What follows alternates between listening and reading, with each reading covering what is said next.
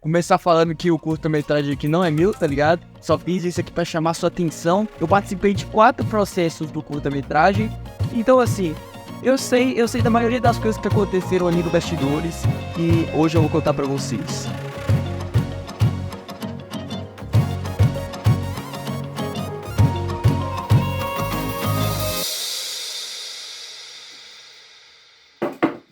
Tudo começou no final de 2022, quando minha mãe me inscreveu numa oficina de teatro que é muito perto da minha casa, o Serpar. E eu não gostava muito da ideia, por ser uma oficina de teatro e não um curso de teatro. Na minha cabeça não iria me agregar em nada, mas no final das contas eu amei. Nessa época que eu cheguei, o pessoal tava preparando para apresentar o Teatro da Cabra Cabriola, onde no final das contas eu consegui um papel ali não muito relevante, mas consegui. Mas como isso se liga com o curta-metragem, você me pergunta?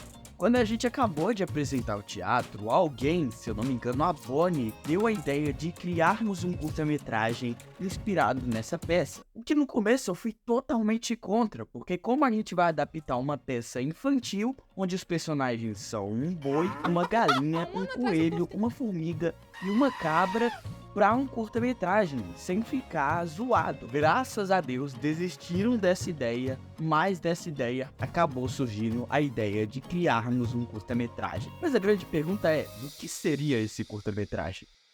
Primeira etapa, a história.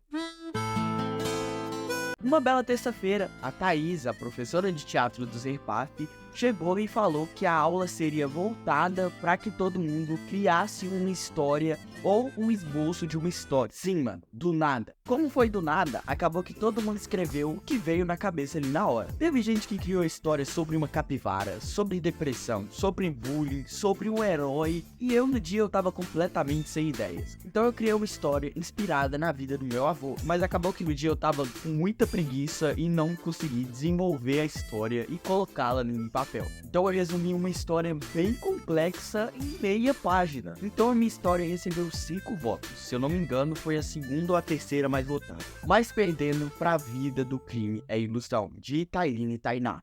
Ela se inspirou na música do cantor menor da L. Tá na memória a minha senhora falando, meu filho, toma juízo, vida do crime é ilusão, é cadeia ou caixão e você sabe disso. E por ser uma história mais pé no chão e até mais real pro contexto que as pessoas vivem lá no morro, o bairro que fica o Serpaf, a história dela recebeu 10 votos. Se não fosse a ideia dela, nunca teria surgido o curta-metragem. Esse é o efeito dominó.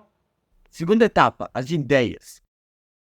Pronto, com o contexto e o ambiente da história criados, como a gente vai passar a mensagem de que vida do crime é ilusão? Antes de começar essa etapa, que foi tudo em conjunto, todo mundo deu ideia, algumas coisas foram deixadas bem claro, como que de jeito nenhum a gente iria romantizar essa vida ou deixar ela muito violenta, muito enorme. Quer tomar o tiro aonde? No pé ou na mão? Já que a gente ainda tava numa instituição, né? Então, assim, não dá pra fazer tudo que vem ali na mente na hora. Eu estou sentindo uma treta! E aí, meus amigos, tivemos treta. Treta porque o Samuel decidiu que ele mesmo ia ser o protagonista, porque sim. Treta porque eu não concordei com a ideia das pessoas. Treta porque eu queria mudar tudo no roteiro. Sem briga. Nada de brigar, viu? Nada de brigar.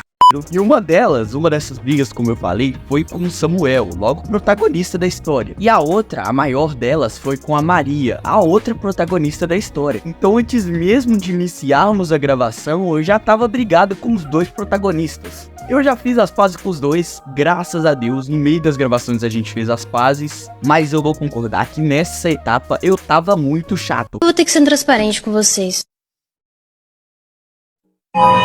E essa etapa foi uma das que mais me deixou triste. Foram uns 2 dias de idealização, onde eu dava muitas ideias, o pessoal inclusive gostava muito delas. Uma das ideias, que inclusive não foi minha, era de ter os 2 protagonistas, o Guilherme, que no final das contas está no curta, e uma versão mulher do Guilherme, que não ia ser o Guilherme, claro, mas uma pessoa que também iria entrar nessa vida do crime, uma mulher. Até aí, pô, legal, faz sentido, mas um gênio aqui deu a brilhantíssima ideia ideia de unirmos a história no final com um romance dos dois protagonistas, onde no final ali o Guilherme ia se sacrificar pra salvar ela. Então a gente acabou ignorando a nossa própria regra de não romantizar essa vida, principalmente deixou a história muito clichê. Então eu fiquei muito mal, tanto por ter dado essa ideia e tanto por estar se tornando uma história tão previsível. E eu sempre me cobrei muito, sabe, cara? E a cada etapa eu ia me cobrando mais, ao ponto de eu até me auto-sabotar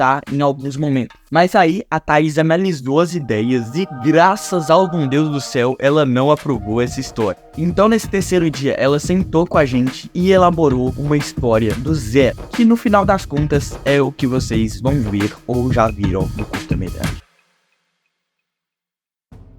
Terceira etapa, criação do roteiro. Depois de todo esse processo de idealização, entregamos as ideias para Thaís e ela fez o roteiro. E acabou que o roteiro que a Thaís fez encaixou perfeitamente e até melhor do que eu imaginava. Resumindo, Thaís regaçou. Obrigado, Thaís. Uma etapa que foi quase ao mesmo tempo dessa foi a distribuição dos personagens. Samuel, como eu disse, decidiu que ele mesmo ia ser o protagonista, ninguém questionou, então acabou que ele ficou o protagonista.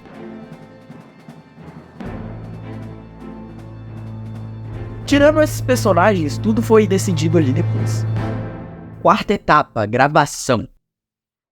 Então chegamos no dia da gravação. A gente combinou que ia gravar no meu celular, já que eu ia editar o curta, então já era mais fácil. A gente marcou de gravar num sábado, onde só iria a gente no Serpaf, então seria menos barulho. E aí eu te pergunto, cadê a versão menor do Guilherme? E eu sei lá, porra. Moleque, não foi. Então a gente só gravou as cenas que envolviam um Guilherme maior.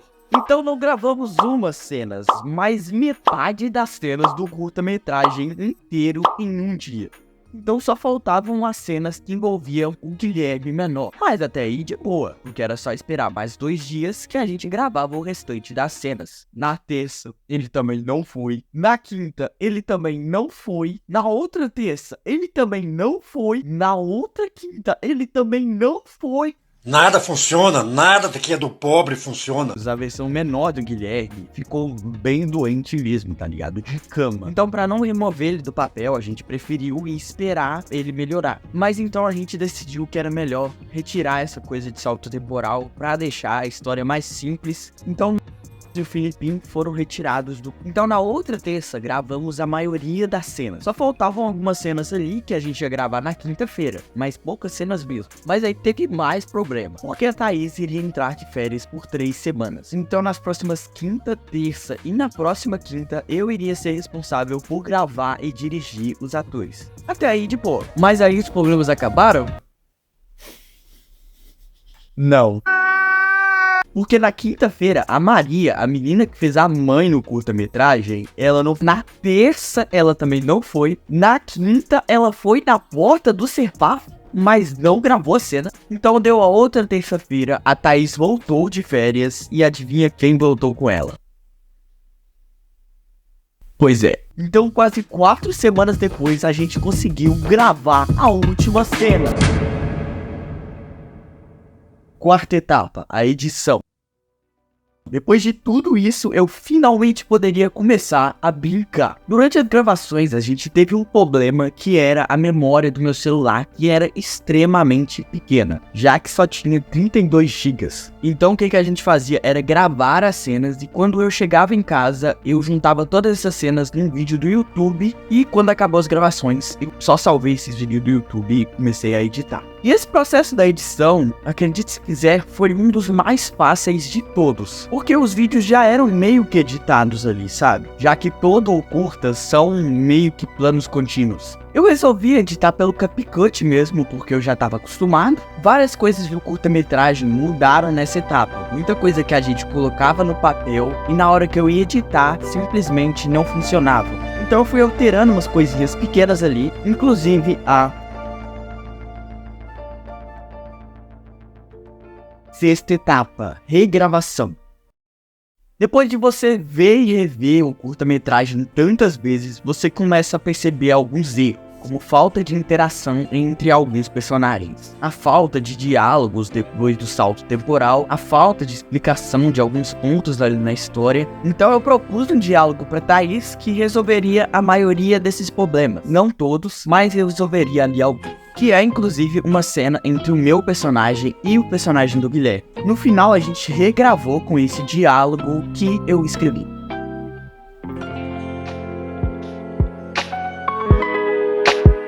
Sétima etapa, a conclusão.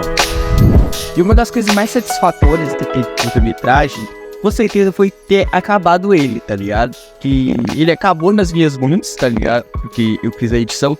Então, quando acabou, eu fui a primeira pessoa a dizer que acabou. Então, assim, todos esses processos, todas essas brigas, todos esses problemas que deram, foram recompensados na hora que eu acabei de editar, tá ligado? Que eu vi o projeto ali e eu vi o que a gente tinha construído em conjunto, sabe? Eu não sei, para de rir de mim, filho da puta.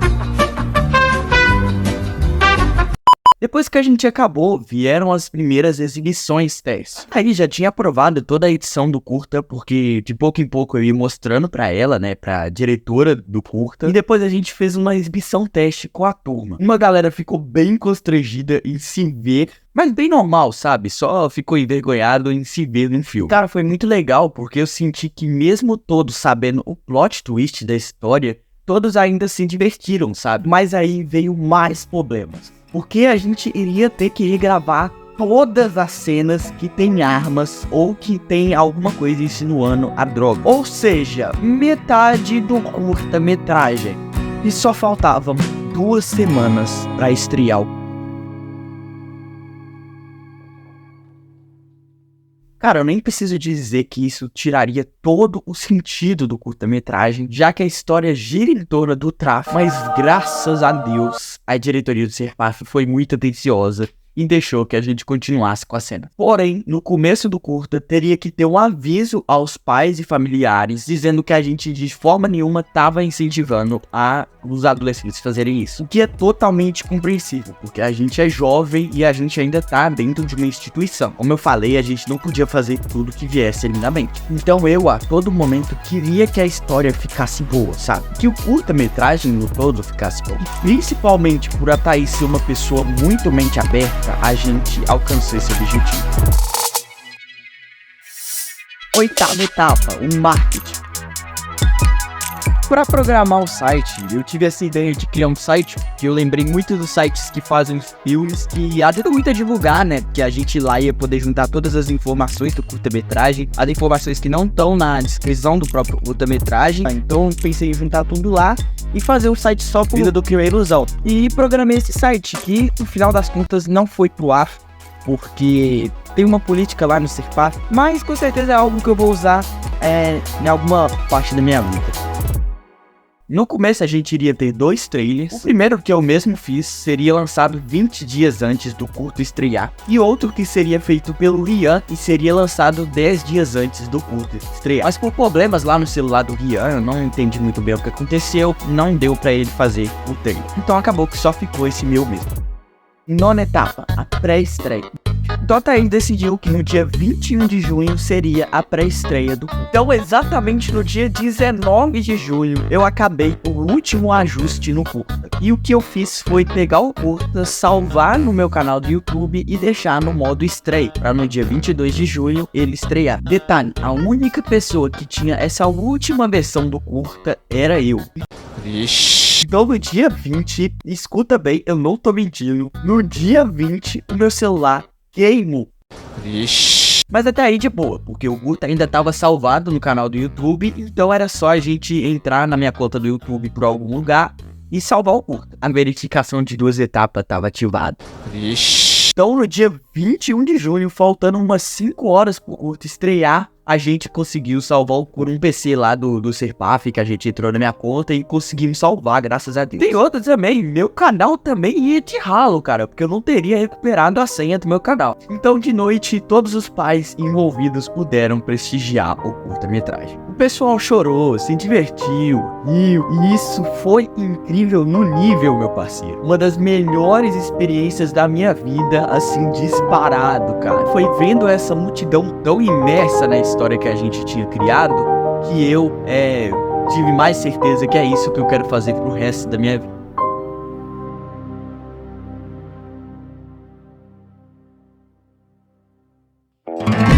Death Metal, o lançamento. No dia 21 de junho de 2023, exatamente às 7 horas da noite, todo o mundo podia prestigiar o Vida do Crime é Ilusão. A repercussão não foi muito grande assim, mas foi até mais do que eu esperava, porque o meu público não estava acostumado com esse tipo de conteúdo. Antes de eu criar esse mini documentário aqui, eu pesquisei muito para achar algum semelhante com isso, de alguém que sentasse aqui e falasse como foi detalhadamente, sabe? Então eu resolvi eu mesmo vir aqui e fazer. Eu espero que eu ajude pelo menos uma pessoa a economizar o seu tempo e evitar certas coisas na hora de criar o seu curta-metragem. Se você não conhecia o Vida do Crime é Ilusão e se sentiu inspirado em assistir agora, clica aqui para conferir esse mega trabalho dos jovens da oficina de teatro do Serpar. Ou clica aqui para se inscrever no canal. Tô voltando com tudo aí, galera. Falou, galera! Oi!